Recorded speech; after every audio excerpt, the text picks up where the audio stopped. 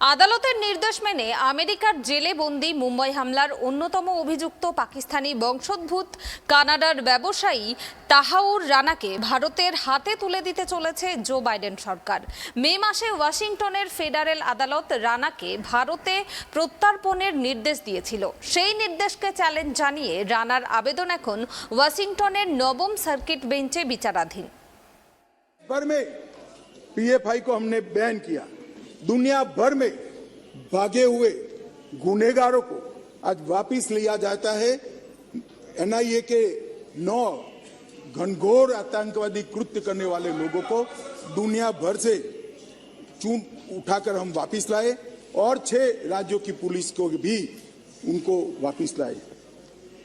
सचिन बिश्नोई सिद्धू मूसावाले की हत्या का आरोपी था, उसको भी वापस लाए और तवरुर राणा का भी केस अंतिम सुनवाई तक पहुंचाए। मुझे भरोसा है बहुत कम समय में बॉम्बे के बम हमले के आरोपी राणा को भारत की कानून की अदालत के तहत लाए। মুম্বাই হামলার অন্যতম অভিযুক্ত ডেভিড কোলম্যান হেডলির দীর্ঘদিনের বন্ধু রানাকে পাওয়ার জন্য প্রায় 1.5 দশক আগে ওয়াশিংটনের কাছে আবেদন জানিয়েছিল নয়াদিল্লি, কিন্তু তাতে সায় মেলেনি। বরং পরবর্তীকালে তিনি জামিনে মুক্তি পেয়ে যান। কিন্তু প্রত্যাবর্তনের রায়ে স্থগিতাদেশ চেয়ে রানার আবেদন চলতি সপ্তাহে খারিজ হয়ে গিয়েছে। ফলে চূড়ান্ত রায় পর্যন্ত অপেক্ষা না করে আমেরিকার বিদেশ সচিব অ্যান্টনি ব্লিংকেন প্রত্যাবর্তনের নির্দেশনামায় সই করতে পারবেন।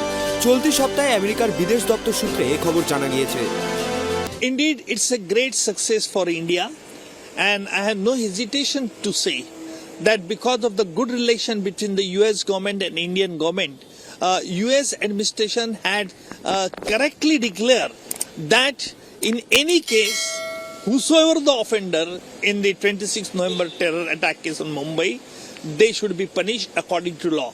I think this is a great statement of US administration department, and now since Tahaur Rana's habeas corpus has been already rejected by the American court, and now the US administration, of course it would all depend upon now the US administration when it's to be sent back to India for trial.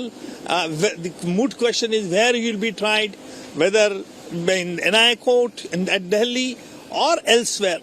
That questions will be precisely decided by the investigating agency. যদিও 2008 সালের 26শে November Pakistan থেকে আগত 10 লস্করি তৈবা জঙ্গির মুম্বাইয়ে হামলার পরিকল্পনায় রানা প্রত্যক্ষভাবে জড়িত ছিলেন বলে অভিযোগ ছিল ভারতের।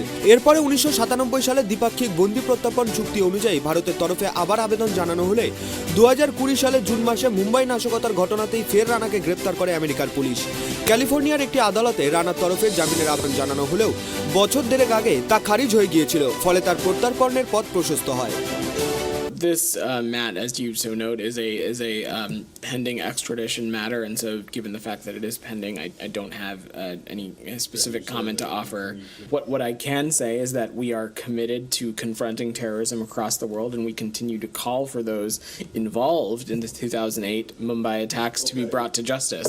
প্রসঙ্গত বছর দুয়েক আগেই 2008 সালের ওই সন্ত্রাসে অভিযুক্ত রানাকে প্রত্যর্পণের আবেদন জানিয়েছিল নয়াদিল্লি। বাইডেনের সরকারও ভারতের আবেদনে সাড়া দিয়ে রানাকে পাঠানোর কথা জানিয়েছিল আদালতে। Bureau report, tribe TV.